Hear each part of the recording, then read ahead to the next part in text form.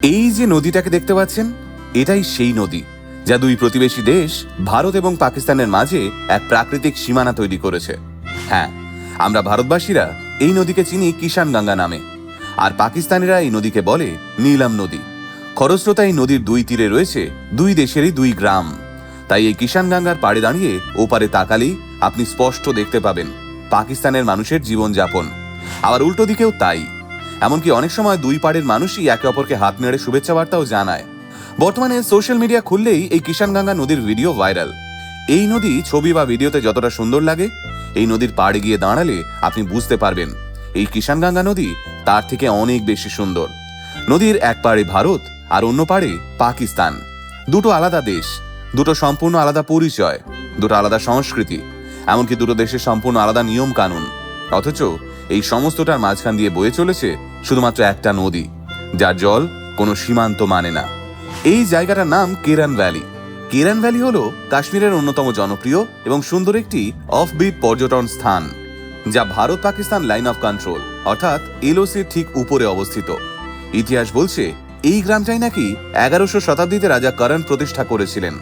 জম্মু ও কাশ্মীরের কুপওয়ারা জেলার একটা অত্যন্ত সুন্দর এবং দুর্গম পাহাড়ি উপত্যকা এই কেরান ভ্যালি। এই কেরান ভ্যালির সঙ্গে আবার একটি ঐতিহাসিক গল্পও জড়িয়ে রয়েছে। শোনা যায় 10ম বা 1100 শতাব্দীতে একজন শক্তিশালী রাজা ছিলেন, যার নাম ছিল রাজা করণ। তিনি ছিলেন অত্যন্ত শক্তিশালী এবং সাহসী একজন ব্যক্তি, আর তাই তাকে স্থানীয়রা দার্দিক ভাষায় করণ গবরু বলে ডাকত। সেই রাজা করণই এই উপত্যকায় একটা গ্রাম প্রতিষ্ঠা করেছিলেন, আর তার নামানুসারে এই গ্রামের নাম হয় কেরন। ইতিহাস বলছে এই রাজাই পাহাড়ের উপর একটা দুর্গও নির্মাণ করেছিলেন, যার কারণে সেই পাহাড়ের নাম হয় করনু। এই করনু পাহাড় থেকেই পরবর্তীকালে করনা উপত্যকার নাম হয়েছে বলে মনে করা হয়। এই রাজা করণের আমলেই কেরন ছিল একটা গুরুত্বপূর্ণ বাণিজ্য কেন্দ্র। সেই সময় কিষানগঙ্গা নদী পেরিয়ে কাশ্মীর ও মুজাফফরাবাদের মধ্যে চুটিয়ে বাণিজ্য চলত। এমনকি সে সময় দুপাড়েরই ব্যবসায়ী, তীর্থযাত্রী এবং সাধারণ মানুষ এখান দিয়ে যাতায়াত করতেন।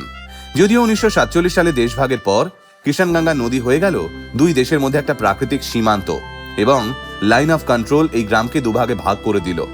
যদিও আগে এই জায়গায় পর্যটকদের আসা যাওয়ার অনুমতি ছিল না, কিন্তু 2021 সাল থেকে এই কেরান ভ্যালি পর্যটকদের জন্য খুলে দেওয়া হয়, এবং 2023 সালে এই জায়গায় সব থেকে বেশি পর্যটক আসতে শুরু করে। আপনি যদি কিষানগঙ্গা নদীর পাড়ে বেড়াতে আসতে চান, তাহলে আপনাকে শ্রীনগর, হান্দওয়ারা, কুপওয়ারা, মান্দিয়ান রুট ধরে আসতে হবে। যদিও এখানে আসার জন্য আপনাকে রীতিমতো 7 দিন আগে থেকে পারমিশন নিয়ে বুক করতে হবে, কারণ সীমান্ত এলাকা বলে এখানে কড়াকড়ি অনেকটাই বেশি। আর তাই এখনো পর্যন্ত এই জায়গায় সে অর্থে প্রচুর পরিমাণে হোমস্টে বা গেস্ট হাউস বা টেন্ট ক্যাম্পিং এর ব্যবস্থা গড়ে ওঠেনি। সবটাই খুব সীমিত।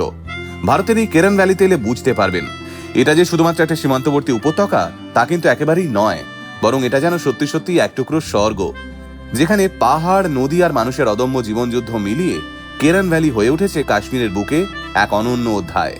তাই এই তীব্র গরমে যদি প্রাণ ভরে সবুজে মোড়া পাহাড়, আপেল, আখরোটের বাগান, কাঠের তৈরি কাশ্মীরি বাড়ি এবং সীমান্তবর্তী গ্রামের সহজ সরল জীবনযাপন চাক্ষুষ করতে চান, তাহলে আপনাকে কিষানগঙ্গা নদীর পাড়ে একবার হলেও এসে দাঁড়াতে হবে।